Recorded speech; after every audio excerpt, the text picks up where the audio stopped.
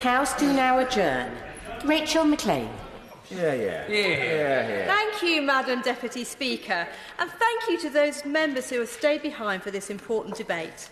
Madam Deputy Speaker, every woman will experience the menopause at some stage in her life, and when she does, she will embark on a journey which will throw up some of the most pernicious taboos that still exist in our society.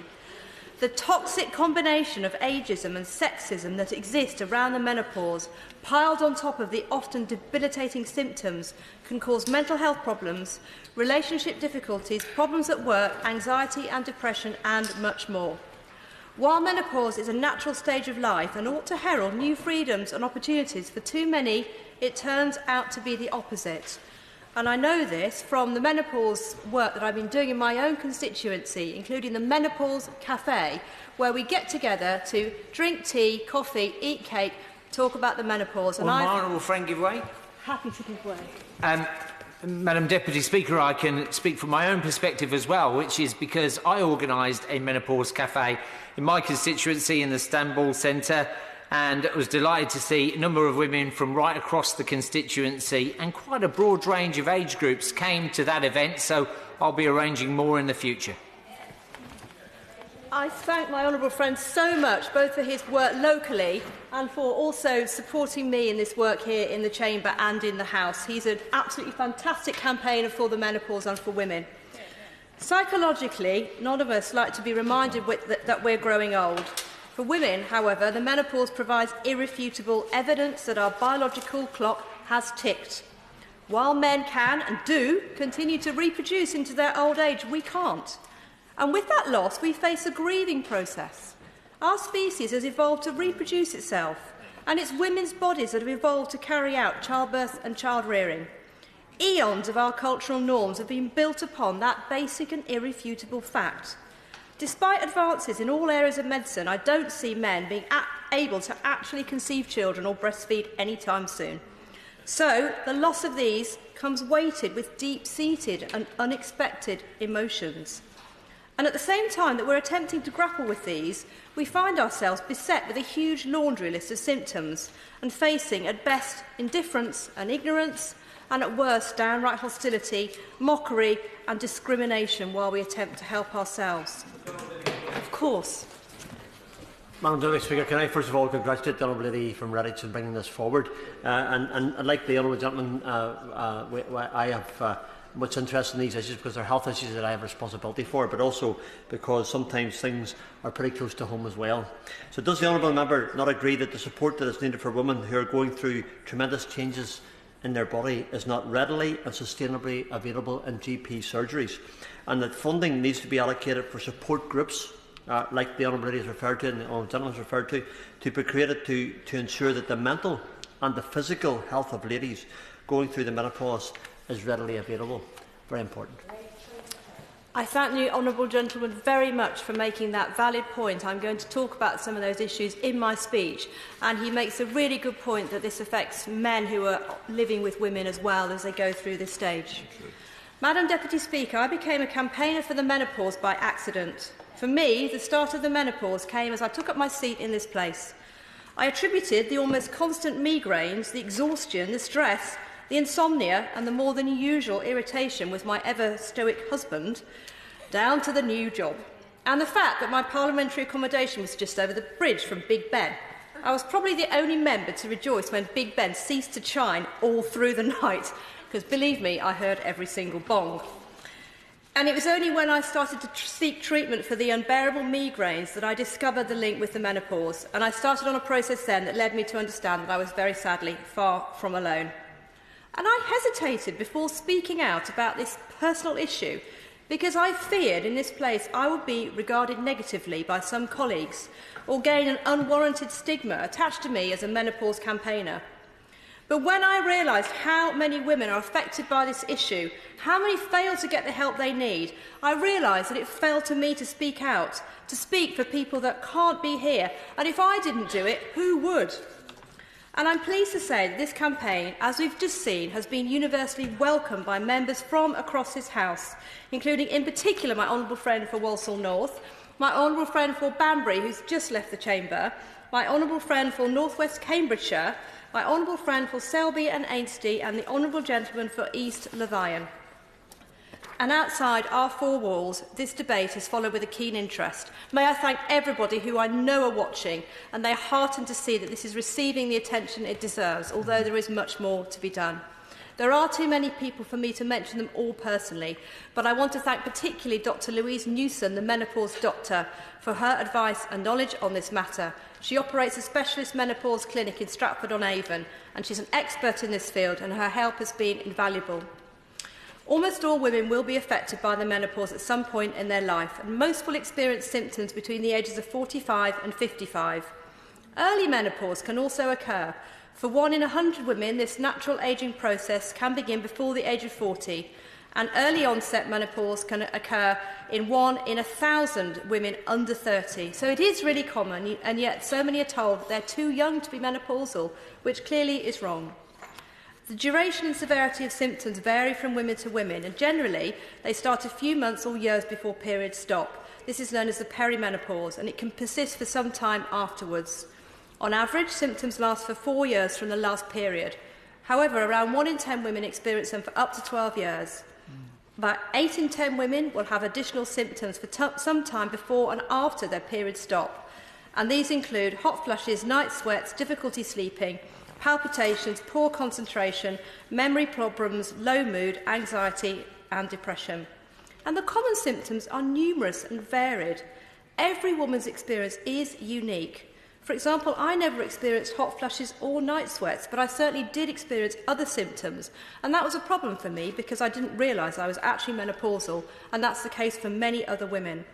I remember considering whether I could even continue my job, and I know from the correspondence I've received that countless other women struggle to manage the menopause. However, it affects their lives.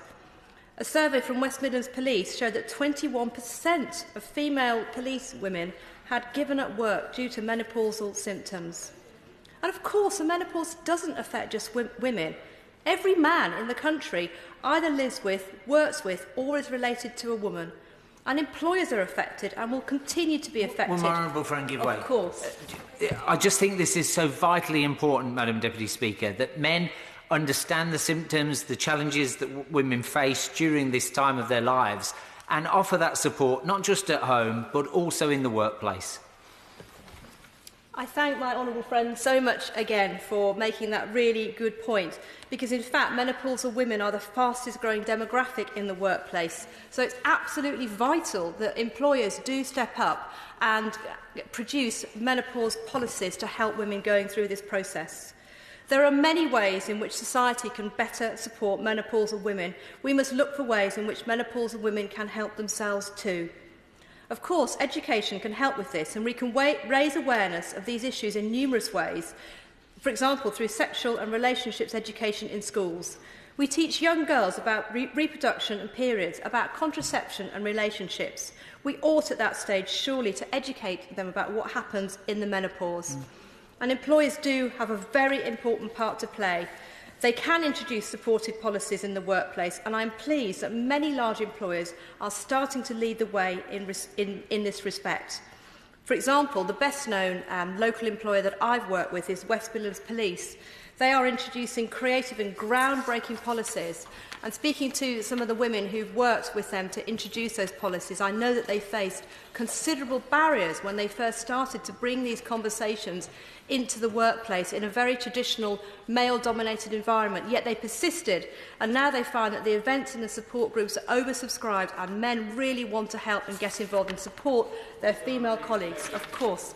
Thank you for giving way. I mentioned in my earlier introduction the importance of having access to GP surgeries. Every lady that has this problem goes to her doctor. That's a fact. So at that stage, there's a real way of trying to address the issue. And I know the Minister will respond, and always responds very positively, by the way, but there really needs to be some extra assistance in the GP surgeries to help the ladies whenever they present themselves with the problems that they have. Thank you, and I thank the honourable gentleman very much. He makes absolutely the point that I completely agree with, and I've heard that from so many women who've written to me, and I know that so many of the women who are watching this right now will have had that experience when they've gone to their GPs and not had the support they need. And I'm now going to talk about what I think the government, the NHS and the GPs can do to better support women who are experiencing and sometimes struggling to cope with the menopause. So central to the treatments available is hormone replacement therapy, or HRT as it's commonly known. In essence, by addressing the hormonal imbalance resulting from the ageing process, HRT can address a wide variety of different symptoms experienced by menopausal women. And this is explicitly confirmed in NICE guidelines on the menopause. It's recommended to treat vasomotor, psychological and urogenital symptoms as well as altered sexual function resulting from ageing. But despite these guidelines having been published in November 2015, some 3 years ago, only 10% of women are actually taking HRT. And I hear time and time again from when women have been turned away from their GP, as the honourable gentleman just referenced, and not given this effective medicine on spurious grounds, for example, that their periods have not stopped, that they're not menopausal. Yet this medicine would be suitable to be prescribed at that point. It isn't expensive, it is safe, and it has a transformative effect. Back in 2015, when these guidelines were introduced, it was heralded as a great step forward, but sadly, this has not materialised. And many attribute this problem to a 2002 study which found some causation between HRT and breast cancer. But the 2015 NICE guidelines are crystal clear. For the vast majority of women, the benefits of HRT greatly outweigh any risks. Indeed, it's explicitly clear the risk of developing cardiovascular disease does not increase by taking HRT. There's no association between developing type 2 diabetes and taking HRT, and there's no evidence to suggest an increased risk of developing dementia. In fact, evidence suggests the contrary. Even in individual cases where cardiovascular concerns may discourage the prescription of HRT, oestrogen through a skin patch or gel is available. This carries no risk of clots. This is the form of HRT I'm taking, and combined with migraine treatment, it's helping me enormously. Indeed, evidence shows the risk of heart attack is lowered by 50% when you take HRT, the risk of osteoporosis is lowered by 50%, and the risk of depression is reduced.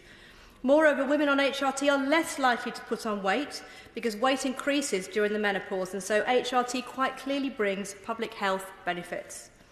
On the issue of breast cancer itself, HRT with oestrogen alone is associated with no change in the risk of developing that cancer. And body-identical progesterone doesn't carry a risk of breast cancer for the first 5 years of taking it, and even after that point the risk is very low. Actually, the risk of breast cancer is a lot higher in women who drink just a couple of glasses of wine every day or who are overweight. Despite all of this, sadly, the media has misreported and whipped up fear about HRT over a number of years, and so many people, including women and healthcare professionals, are still misinformed. And this issue is further augmented by the fact that very few GPs and nurses receive enough training, undergraduate or postgraduate education about the menopause. As such, there's a general lack of awareness and misinformation amongst the medical community, and clearly large numbers of GPs are not following the NICE guidelines. This negligence is a problem because many women are instead being sent away without any support at all, or treated wrongly for misdiagnosed conditions such as depression and anxiety. Indeed, I know it's more common for GPs to prescribe risperidone or diazepam, for example, instead of HRT, and this is shown by research which Dr. Louise Newson has undertaken and shared with me. Of the thousands of menopausal women she surveyed, some 66% had been given antidepressants rather than HRT. It's a truly staggering figure, Madam Deputy Speaker. And these expensive and addictive medicines are effective for certain conditions, of course, but in menopause cases there's no evidence whatsoever that such drugs improve low mood or anxiety. So both types of HRT, both oestrogen and progesterone, cost the NHS around £4 a month. So compared to the cost of antidepressants, for example, they're low cost, they're highly effective and they're very low risk. The benefits of HRT are clear.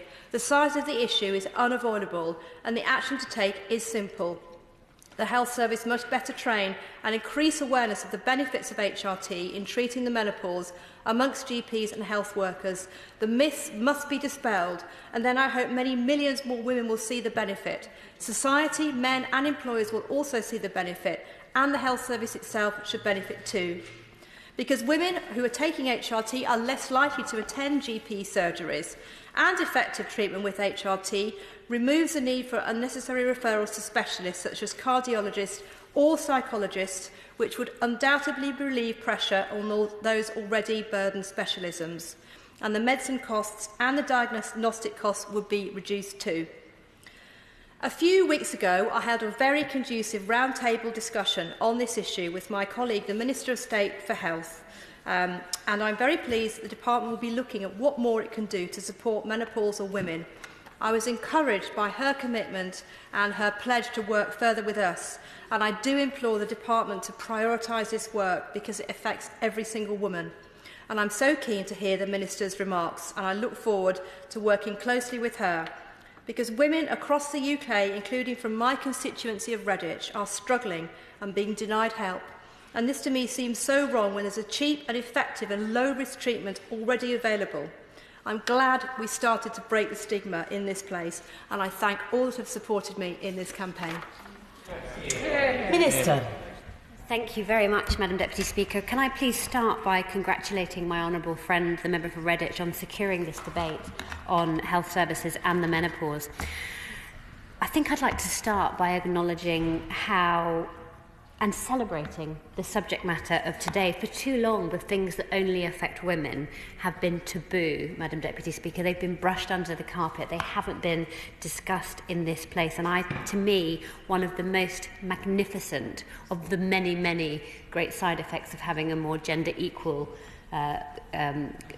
place is that we begin to discuss these very subjects and those last taboos get addressed properly. And it's wonderful also to hear and to see the men in this chamber who also care passionately about this subject, and and that needs to be celebrated too. The Honourable Lady, Madam Deputy Speaker, has been an incredibly passionate and highly effective campaigner for improved awareness of the menopause and better support for women who are dealing with some of the difficult symptoms. I'm incredibly grateful and very supportive for her work on this. In my eyes, she is an absolute hero. I believe it's vital that we provide effective support and treatment for women with menopausal symptoms. It's of the utmost importance we continue to work to improve this and to tackle some of the misconceptions attached to the menopause.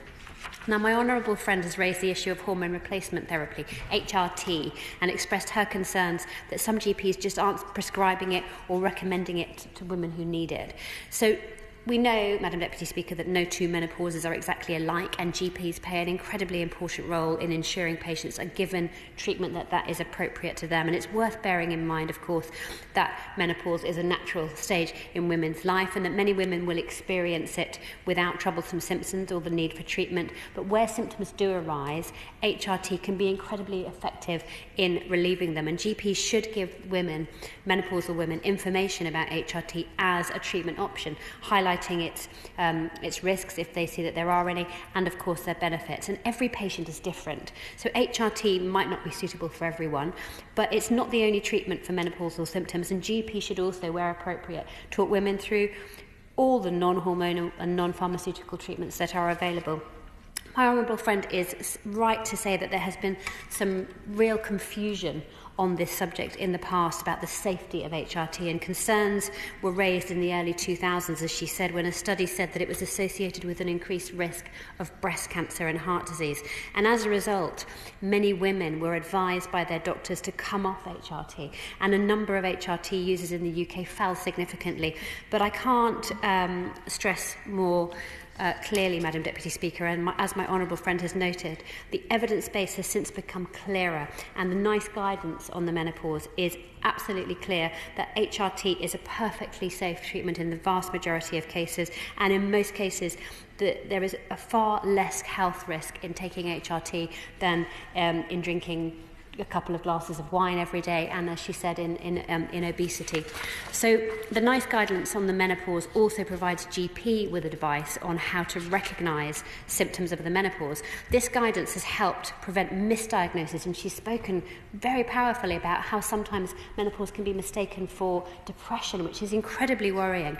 And so preventing misdiagnosis is very important, and improving treatment of symptoms of the menopause as well. And we're taking a range of other actions to improve support for women who are experiencing menopausal symptoms.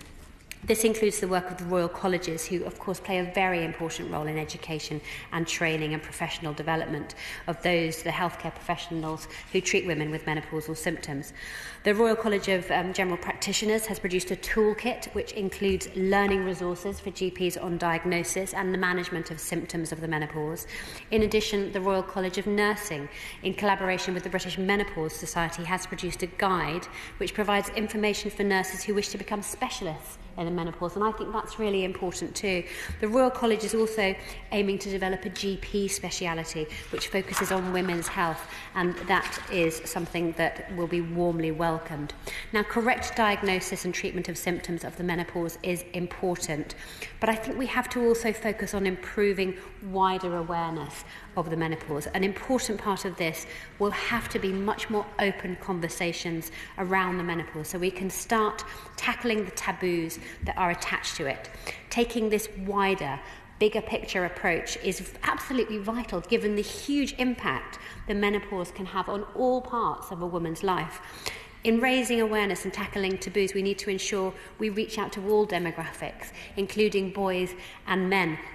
Madam Deputy Speaker, I can't help thinking that if a similar hormonal transition that affected men for an average 4 years of their life, in the sort of second half of their life, was to be occurring, we would never hear the end of it. And and yet, the present company accepted, of course, Madam Deputy Speaker. But as it is, it has become somewhat of a taboo, and I think we have to get over that, and that's why it's so incredibly faith restoring to see the gentlemen in this room, to the very liberated and forward-thinking gentlemen in this room, including my honourable friend, the member for Walsall North, who talked about the Menopause Cafe that he is running, and he should be absolutely championed for that. And that's why I was really pleased to see the debate on World Menopause Day last October was also called by a male MP. So, I mean, these men are champions in my eyes and deserve to be celebrated. As the honourable member, my honourable friend, mentioned, education is absolutely key to promoting awareness and understanding of the menopause. The government is making relationship education compulsory in primary schools, as we know, and relationship and sex education compulsory in secondary schools. And the underpinning focus on these subjects is to equip our young people to develop positive attitudes to health and to relationships and to well-being, and giving schools a really good opportunity at that point to improve pupils' understanding and awareness of the menopause. Now, it goes without saying, members will be aware, that women represent 51% of the UK population, and in fact 44% of our workforce. They play a vital role in the nation's health, but they don't always receive the most timely or appropriate health care. And the honourable lady, my honourable friend, mentioned my colleague, the Minister for Mental Health, Inequalities and Suicide Prevention, and she is doing sterling work on this very issue. She set up a women's health task force, Madam Deputy Speaker, and this task force will work to ensure women receive timely and appropriate care on a whole range of issues, but as part of their upcoming early work, it will consider the menopause. And this work will be informed by a collaborative discussion that will be led by the brilliant Chief Medical Officer, and include the Royal College of Obstetricians and Gynaecologists, a number of academics who work in menopause research, GPs who specialise in the menopause, and these discussions will feed into the task force's wider objectives, which is to empower women to speak more confidently, to raise awareness, to break these taboos we've discussed around women's health problems, and to improve the access and the quality and the experience of care for women. And I hope that that will help to address some of the very important issues that my honourable friend has raised today. And I'm sure that ministerial colleagues of mine in the Department of Health and Social Care will be absolutely delighted to work closely with the Honourable Member on that task force developing work around the menopause, because she has done such sterling work on this so far. We need to ensure that the workplace provides the necessary and appropriate support for women too. A recent study found that 41% of women aged 50 to 60 said it had affected their job, menopause had affected their job, but 70%, Madam Deputy Speaker, didn't tell their employees about these symptoms, and it demonstrates the work that needs to be done to move beyond the shame and silence to an open conversation about the menopause. Half of the population will go through it. Giving better support to women in work is not only right, but it makes fundamentally good sense for the economy. Women over 50 are now one of the fastest growing groups of employees, and these women have invaluable skills and experience that means they are incredibly difficult to replace. So we should be looking to support them to stay in work whenever we can. Now, I'm particularly proud to be supporting this debate this evening, Madam Deputy Speaker, and to be responding on it, because not only because I am hurtling very fast towards the menopause myself, but actually because when I was Minister for Women and Equalities, I chaired the very first parliamentary roundtable on awareness and taboos around the menopause in the workplace. And this was the first ever meeting in Parliament that brought together important stakeholders and interested parties to discuss this important issue. And we heard some incredible evidence. One lady, I remember, told us that she'd had to leave her workplace because all she wanted was a desktop fan to help her deal with the hot flushes she was having, and the company she worked for wouldn't let her have it. And on that basis, they lost this employee with incredible experience, with huge amounts of skills, and she was lost to them. And it just makes absolutely no sense at all. Yes. I thank the Minister for, as I said earlier on, a very positive response. That old proverb, a problem shared is a problem halved, and quite clearly the Minister has indicated a method to do that. And I would encourage her to carry that out right across the GP surgeries, across the education, across all the bodies that need to do it. Well, thank you, Madam Deputy Speaker. A very enlightened gentleman, I think we find here as well, and that. The work that we did actually, so it's really important in the workplace, and that work that we did with that very first round table led to an evidence review that was published in 2017, which talked very largely, as he said, about raising that awareness and the effects on women's economic participation. And this review led to the Women's Business Council, Madam Deputy Speaker, developing a toolkit which enables employers to support their employees more effectively, and I think we can all agree that that is nothing but a good thing. And this toolkit sets up, of course I will. I thank her very much for all the measures she's outlining and the work that she did originally. Is she aware that originally the menopause was named the silent passage, and that the work that she's doing, and others in this chamber here tonight, and the work that we're doing more widely, is helping to bring some sound to this passage, and that can only be a benefit for every member of society? Yeah. Well, she's absolutely right, Madam Deputy Speaker. I hadn't heard that description, but it does perfectly sum up what we're talking about here. And the toolkit that we produced when I was in the Government Equalities Office, and the one that Women's Business Council produced, sets out such positive action. It's about positive action that employers can take around flexible working and improving awareness and understanding and providing really practical adjustments, very often very simple, that employers can make. And we also support actions taken by individual organisations to raise awareness. The Honourable Lady has previously mentioned some wonderful examples of West Midlands Police, the Bank of England, and I would pay tribute to them and encourage more employers to think about what more they could